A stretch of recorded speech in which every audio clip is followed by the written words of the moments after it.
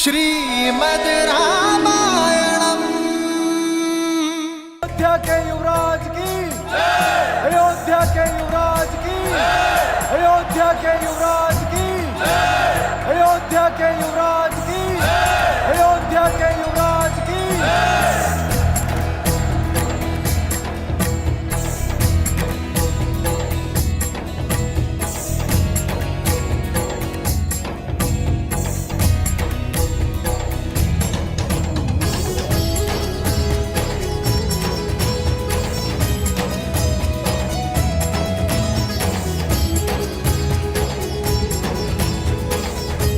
अयोध्या वासियों, ये वो स्वप्न है जो वर्षों से मेरी आंखों में रमा था।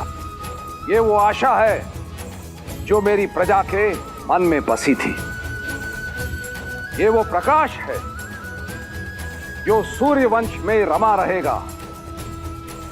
और ये वो कीर्ति है जो इक्ष्वाकु की विजय गाथाओं में रमी रहेगी।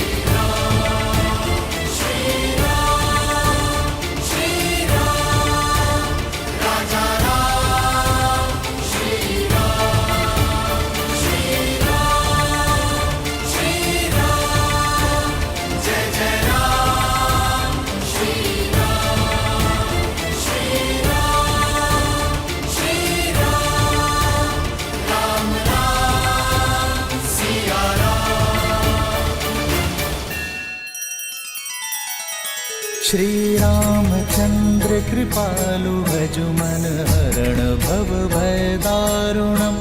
नव कंज लोचन कंज मुख कर कंज पद कंजारुणम्। सिया राम, सिया राम, सिया राम, सिया राम। आदर्श और मर्यादा की है ये कथा महापावनम्। काट मद श्री से मिला दे श्रीमद् रामायणम्। श्रीमद् रामायणम्। सिया राम, सिया राम, सिया राम, सिया राम।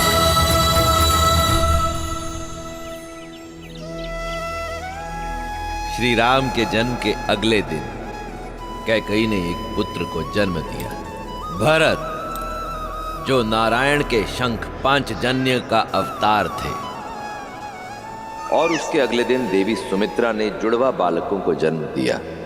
सुमित्रा के बड़े पुत्र लक्ष्मण स्वयं शेषनाग का मानव अवतार थे और छोटा पुत्र शत्रुघ्न कोई और नहीं, स्वयं सुदर्शन चक्र थे। बाल चरित चहु बंधु के बन कुल बहुरंग, नृप रानी परिजन सुकृत, मधुकर बारी बिहंग।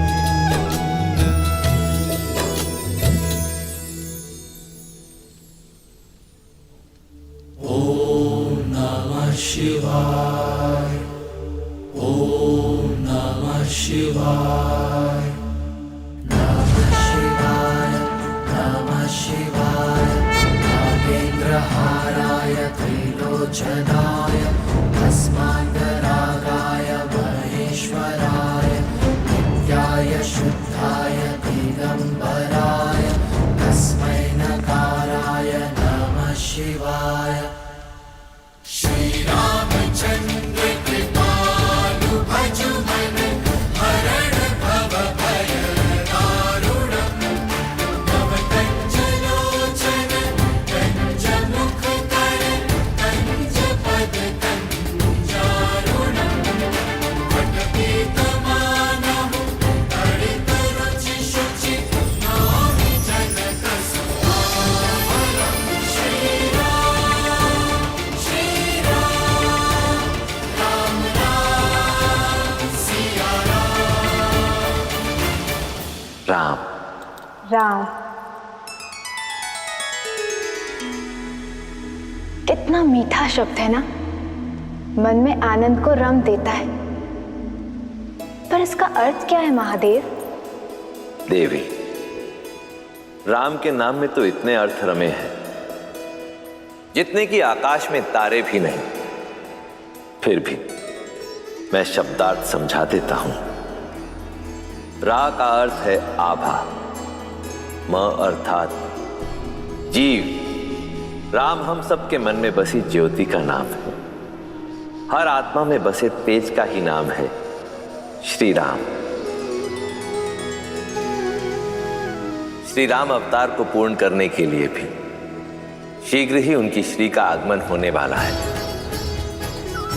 जहां इधर अयोध्या में राम नाम का सूर्योदय हुआ है, वहीं दूसरी ओर मिथिला नगरी में श्री की किरणें आने वाली हैं। मिथिला, जहां से ज्ञान का प्रकाश पूरे भारत में फैलता था, पर जहां 12 वर्षों से अकाल ने अपने पांव पसारे हुए थे। किसानों की आंखें आकाश ताकती थीं कि कब मेघ आएंगे, पर कुछ बरसता था तो केवल सूर्य का ताप। पशु पक्षी मवेशी प्राण त्याग रहे थे और मनुष्य बनते जा रहे थे पिंजर। जो नगरी अज्ञान दूर भगाती थी, अब वहां की प्रजा वहां से पलायन को विवश थी, और सबसे अधिक विवश हो रहे थे राजा जनक। सूखी धरती विकल जनकपुर, पसरी घोर निराशा। अकाल की मार का प्रजा को अब एक ही समाधान दिखाई दे रहा है महाराज। मिथिला की भूमि से पलायन। क्या हम इन्हें अन्न नहीं दे पा रहे? 12 सालों में नगर के सभी भंडार खाली हो चुके हैं। अन्न का एक भी दाना अब शेष नहीं बचा महाराज। इंद्रदेव को प्रसन्न करने के कई प्रयास करके देख लिए, किंतु कोई परिणाम नहीं निकला महाराज जनक। अन्न और जल के साथ साथ समस्त मिथिला वासियों की आशा भी अब समाप्त हो गई। पशु गाय बैल सबको मुक्त कर दिया गया है, हल रख दिए गए हैं।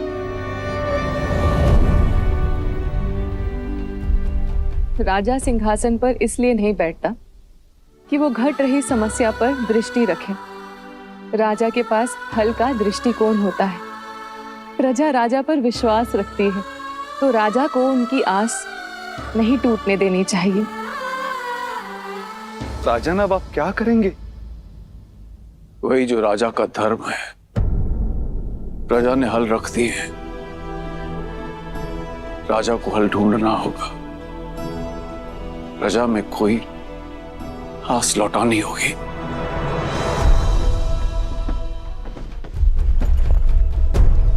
चले जा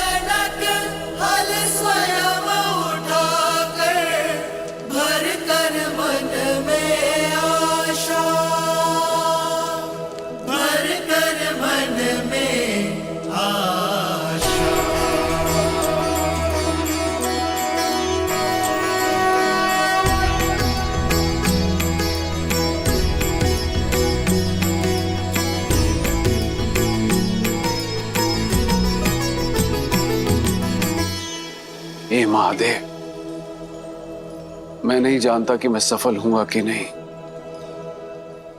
किंतु मैं विश्वास दिलाता हूं, जिस मिथिला की धर्म की रक्षा हेतु आपने अपना ये महाधनुष पिना के यहां रखा है, उस धर्म की रक्षा का प्रयास करूंगा मैं। यदि वर्षा की अनुपस्थिति से यहां के खेत अपनी नमी खो चुके हैं, तो जनक अपने श्वेत से यहां की भूमि में नमी वापस लेकर आएगा। मेरा साथ दीजिएगा महादेव, मेरा साथ दीजिएगा।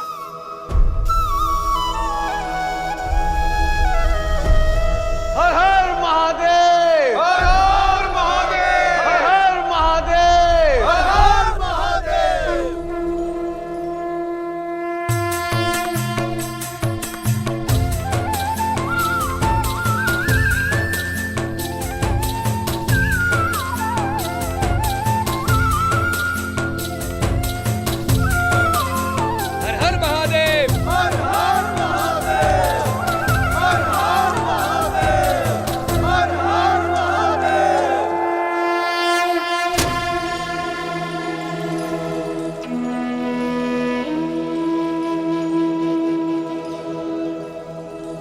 चले जनक हल स्वयं उठाकर, भर कर मन में आशा।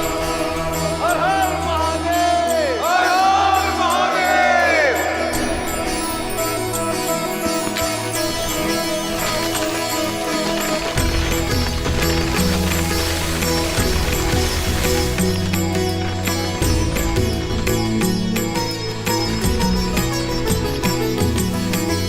बंजर भूमि कृपहल चलाए,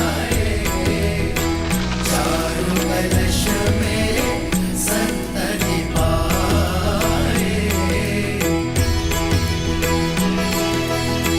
छवि को देख आनंदित राजा, बरसने लगे नैन बरसे आकाशा।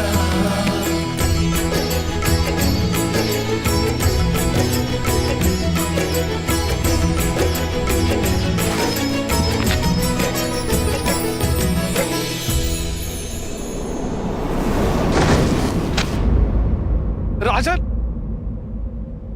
आर्य, आर्य,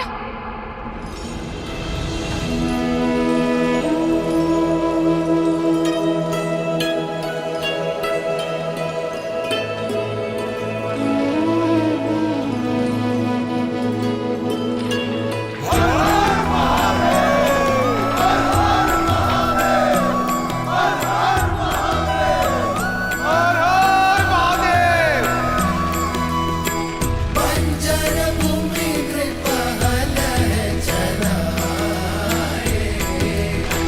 चारु कलश में संतति पाए।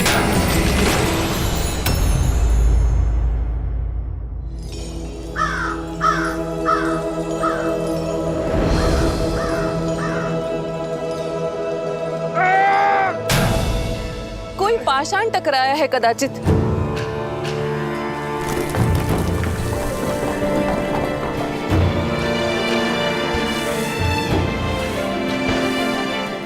आर्य, यहाँ पेटी?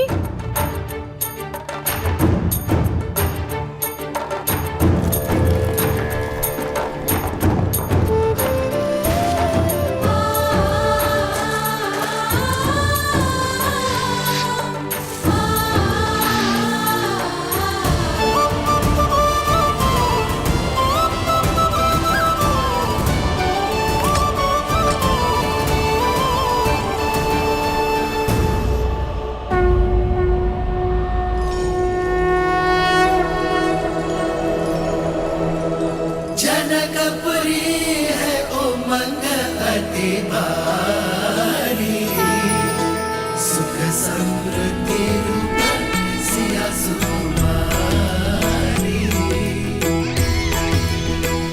बेटी में संतान? दिव्य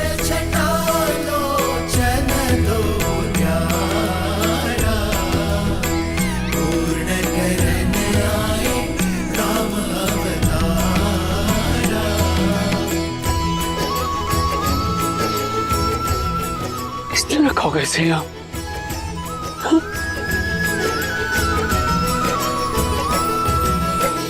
किसकी कन्या है ये?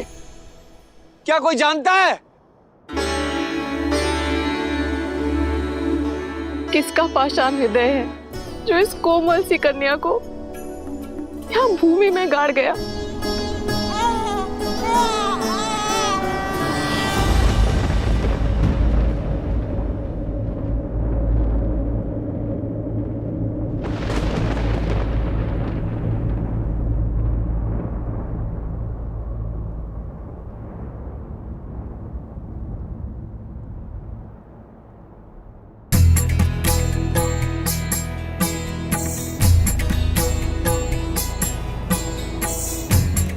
राजन, ये कोई साधारण कन्या नहीं, दिव्य है।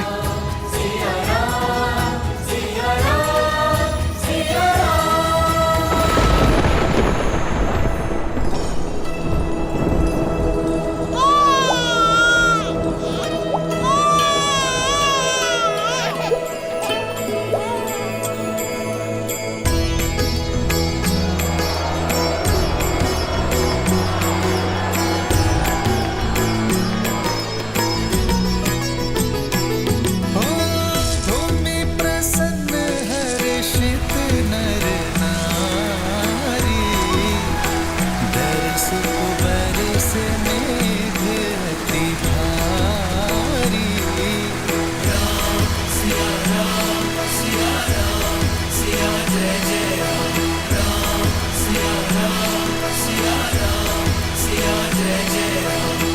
घड़ी पवन भई मिथिला पुनीता, प्रभु काज प्रगति श्री बंसीता।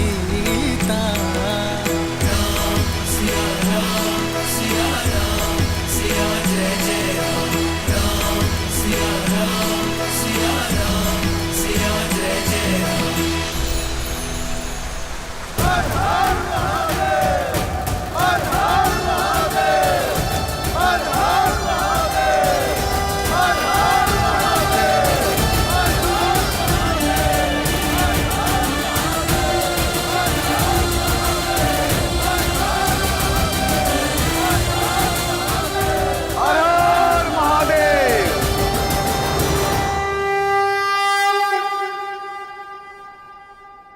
हे महादेव, मैं नहीं जानता कि कन्या कौन है, किंतु मेरा विश्वास है कि ये आपका आशीष है। जो कामना मेरे मुख से शब्द बनकर निकली वो आपने पूरी की, और जो मन में थी वो भी। आपने मिथिला को जीवन दिया है प्रभु, और मुझे जीने का सहारा। हे महादेव, मैं आपके इस पवित्र धनुष को साक्षी मानकर इस कन्या को अपनी आत्मजा स्वीकार करता हूं। आज से ये भूमिजा मेरी पुत्री हुई।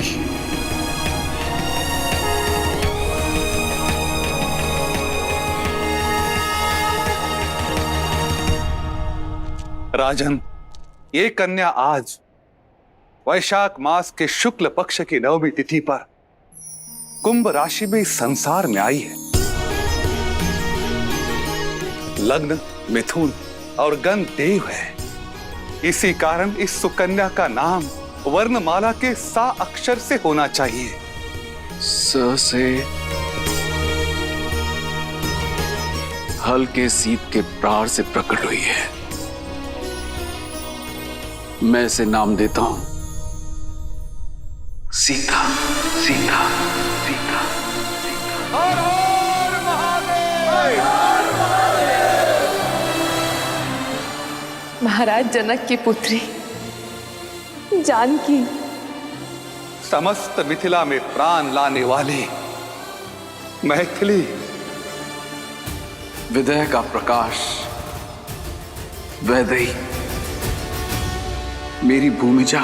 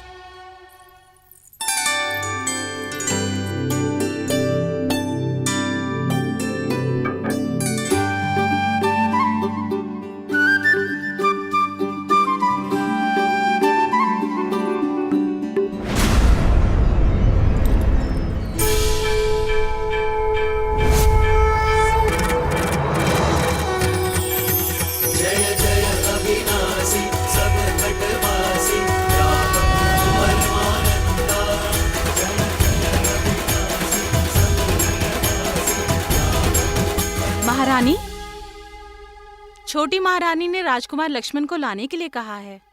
मैं लेके चलती हूँ।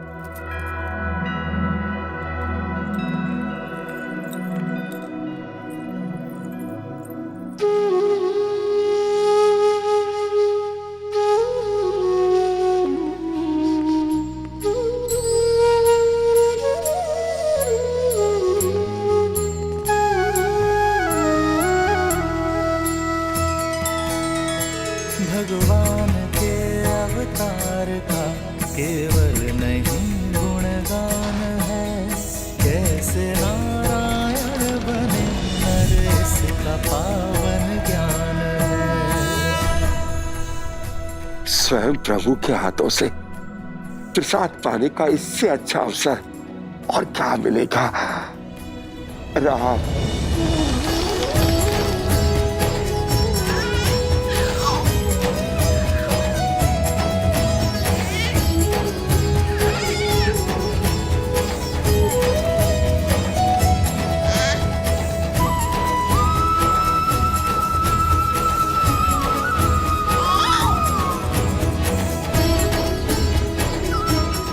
राम,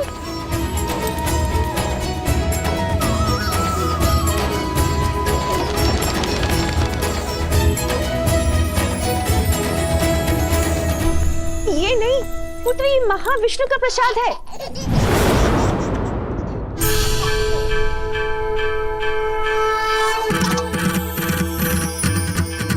जय जय अविनाशी सब घटवासी व्यापक परमानंदा। जय जय अविनाशी सब घटवासी व्यापक परमानंदा। अभिगत बोधितम चरित पुनीतम मायारहित मुकुंदा। प्रभु, ये कैसी माया है? क्यों मुझे मेरे राम में आपकी छवि दिखाई पड़ती है? जयति सच्चिदानंद अविनाशी सब घटवासी व्यापक परमानंदा। अभिगत बोधितम चरित पुनीतम मायारहित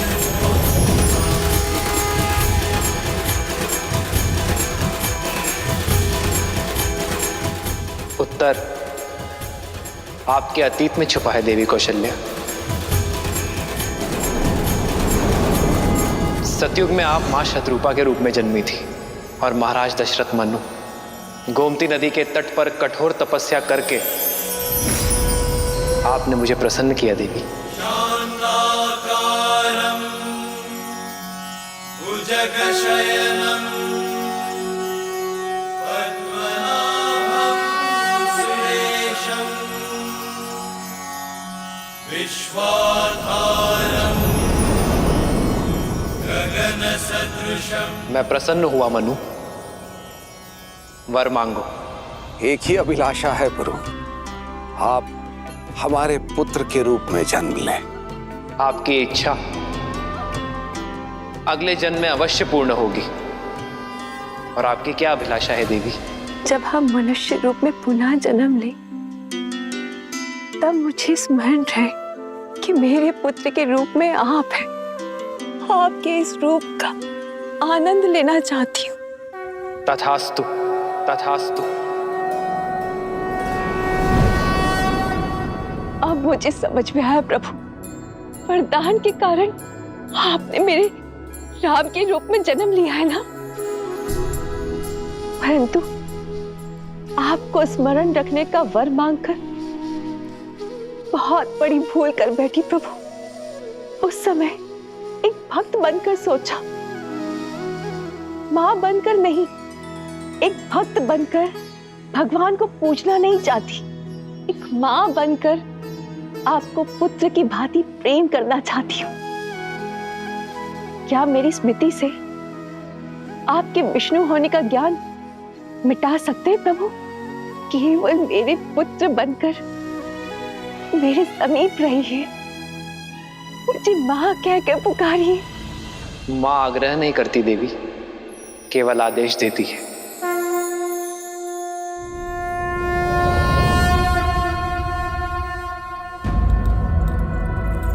माँ, भगवान के अवतार का केवल नहीं गुणगान है, कैसे नारायण बने नर इसका पावन ज्ञान है।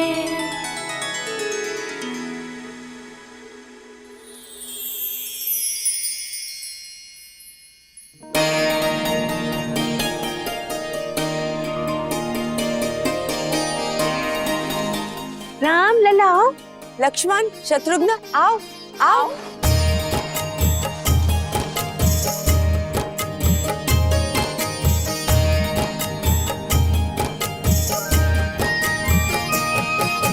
ठुमक ठुमक ठुमक ठुमक ठुमक ठुमक ठुमक ठुमक ठुमक चलत रामचंद्र ठुमक ठुमक ठुमक चलत रामचंद्र बाजत पैजनिया बाजत पैजनिया ठुमक चलत रामचंद्र बाजत पैजनिया बाजत पैजनिया।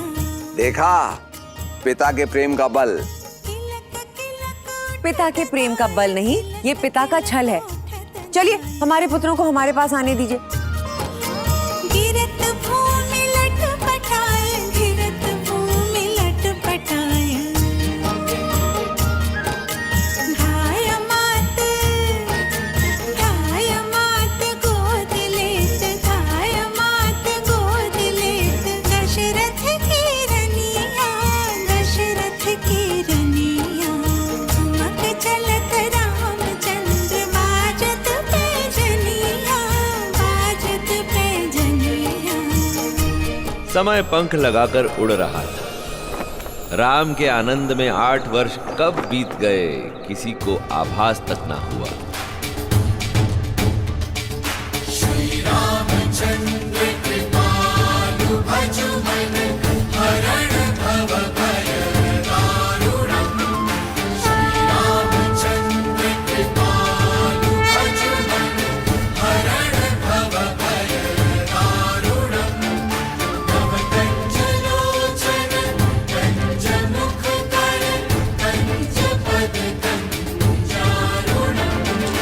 कंदर्पागणित अमित छविनव नील नीरद सुंदरम्।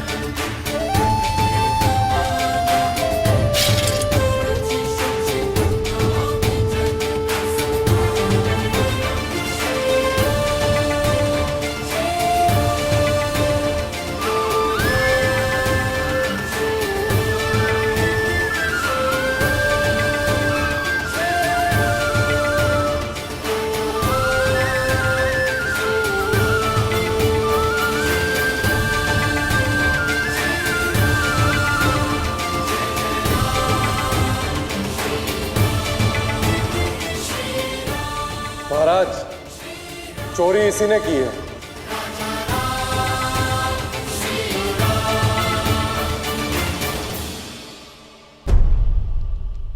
पर पिताश्री, हमें इससे पूछना चाहिए ना, इसने चोरी क्यों की? अपराधी, कुमार के प्रश्न का उत्तर दो। तुमने चोरी क्यों की?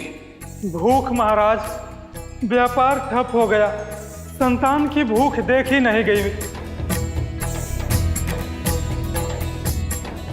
पिताश्री, आप कहते हैं ना कि प्रजा भी हमारी संतान होती है। इसे दंड नहीं, अवसर की आवश्यकता है।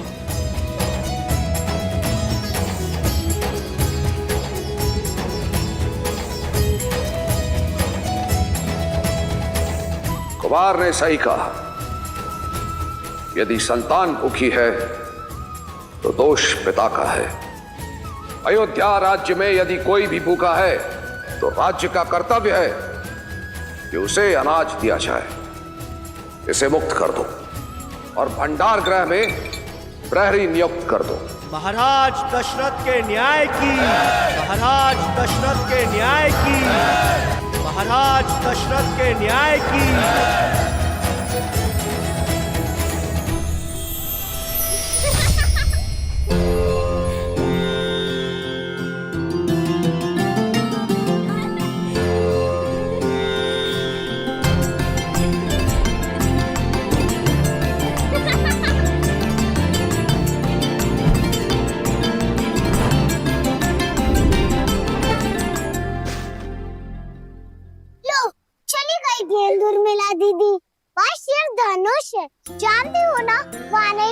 था? गेंद तो फंस गई धनुष में। तुम जानती हो ना उर्मिला, धनुष में कितना भार है? सैकड़ों लोग मिलकर ही इसे हिला पाते हैं। अब कौन मेरी गेंद लाएगा?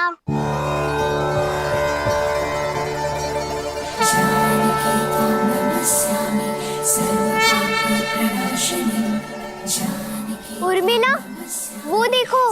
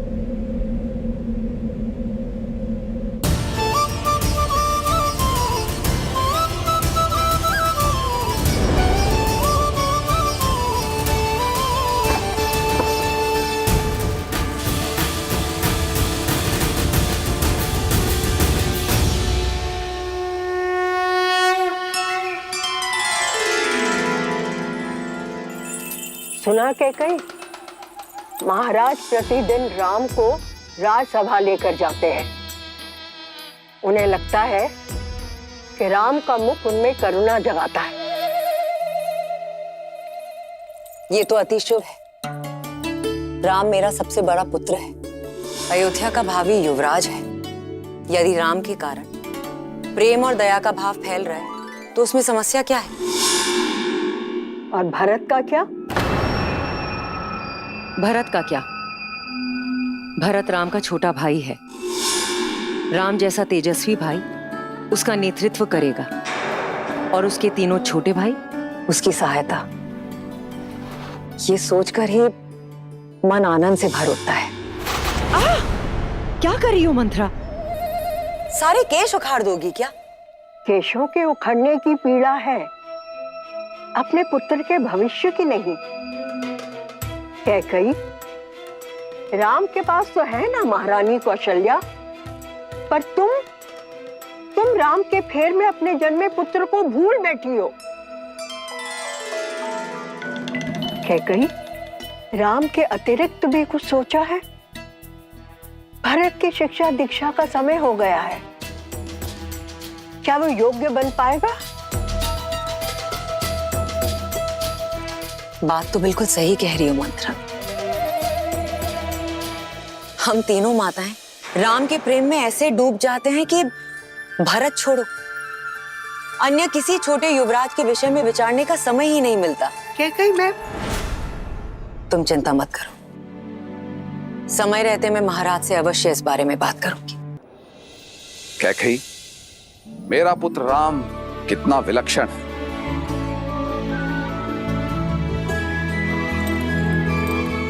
वो तो है, और जो विलक्षण है उसकी शिक्षा और दीक्षा भी विलक्षण होनी चाहिए। महाराज, राम और उसके भाइयों के गुरुकुल जाने का समय आ गया है।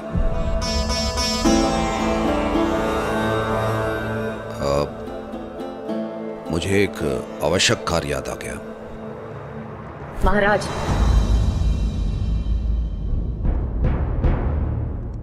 अपनी संतान की शिक्षा से अधिक आवश्यक क्या कार्य हो सकता है महाराज?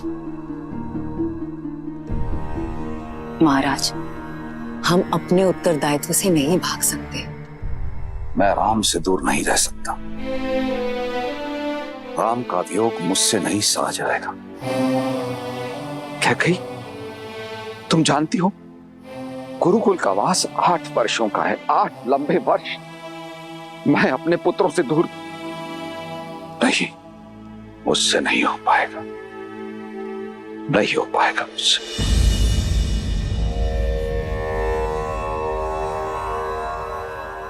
आप भी तो गए थे, मेरा भाई भी गया था। महाराज, हम अपने स्वार्थ के लिए अपनी संतान के भविष्य को नहीं बांध सकते हैं। एक चिड़िया भी अपनी संतान को उड़ना सिखाती है, उसके पंख नहीं काटती। आप बताइए मुझे, समस्या क्या है? हम इस बारे में बाद में बात करेंगे। महाराज,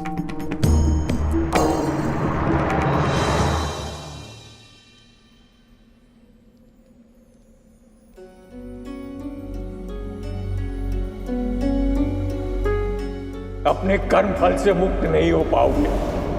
तुमने 2 अंधों के जीवन का सहारा छीना है। श्रवण की भांति अपने धर्म रक्षक पुत्र के वियोग में तरस तरस कर मरोगे तुम। पिता महाराज,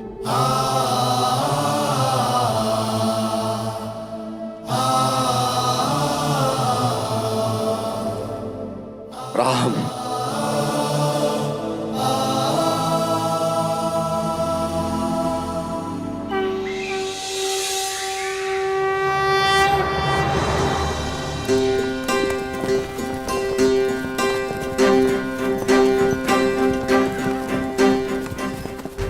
या कस के पकड़ो, आंखें लक्ष्य पर,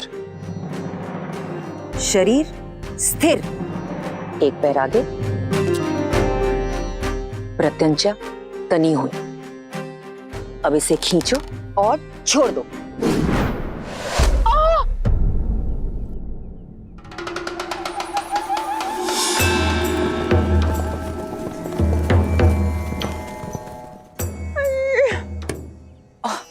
मंत्रा, मर गई। क्या कर रही थी वहां छिपकर? अवश्य चोरी से छुपकर कुछ खा रही थी तुम। नहीं क्या कही, मैं चोरी करने नहीं आई थी, नींद तोड़ने आई थी। लेकिन तुम्हारे इस दुष्ट राम ने ना मेरे प्राण हर लिए। मंत्रा, सावधान, सावधान, जो मेरे राम को दुष्ट कहा। खिलौने वाले बाण से किसी को चोट लग सकती है क्या? और यदि ये बाण सत्य का होता तो? किंतु सत्य का नहीं है। अब जाओ यहाँ से। क्षमा, मेरी भूल को क्षमा कर दीजिए मंत्रा दादी। अगर लक्ष्य साधना नहीं आता, क्यों बाण चलाते हो? मंत्रा, हाँ।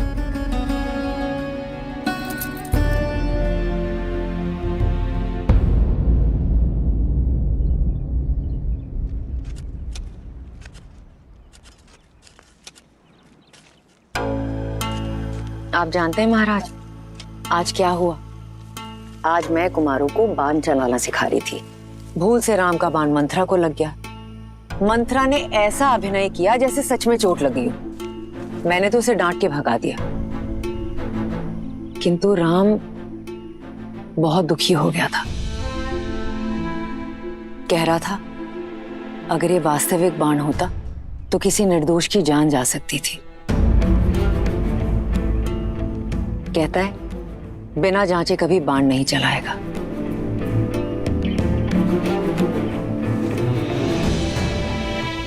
देखा था मैंने वो दृश्य। ठीक कहता राम, बिना जांचे परखे बाण नहीं चलाना चाहिए। जानती हो क्या कही, इस पौधे को मैं बरगद की छांव से निकालकर यहां क्यों लगा रहा हूं? ताकि ये पनप सके। अपने पिता की छांव में इसे छाया तो अवश्य मिलेगी, किंतु इतना बड़ा नहीं होगा कि किसी और को छाया दे सके। तुमने ठीक कहा था कैकेयी। मेरे पुत्रों को हर शिक्षा सही रीति से मिलना आवश्यक है। पुत्र मोह में आकर मैं अपने उत्तरदायित्व से भाग रहा था,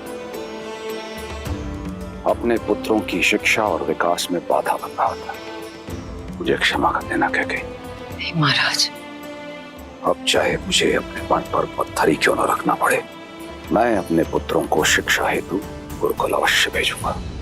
ॐ यज्ञोपवीतं परमं पवित्रं प्रजापते यत्सर्हजं पुरस्तात्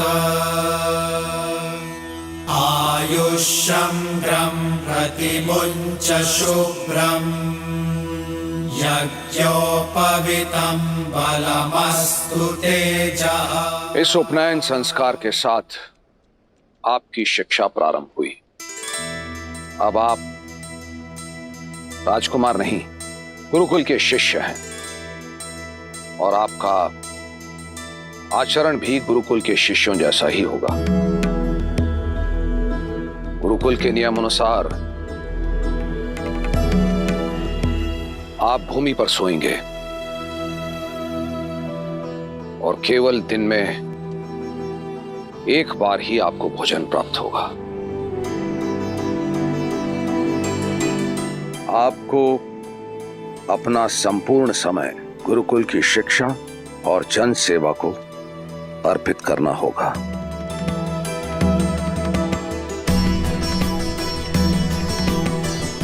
आयुष्मान भव। पुत्र, अपना ध्यान रखना। जी पिताश्री, मैं अपना और अपने भाइयों का ध्यान रखूंगा। राम, आज से गुरुदेव तुम्हारे पिता और उनकी पत्नी अरुंधति तुम्हारी माता। उनका आदर, आज्ञा का पालन और सेवा करना ही तुम्हारा धर्म है पुत्र। एक वीर योद्धा बनकर लौटना पुत्र, जिसका हर बाण लक्ष्य साधे। वो रघुवंशी बनना जिनका धर्मी रक्षा और सेवा हो। आयुष्मान भव, प्रसन्न रहो।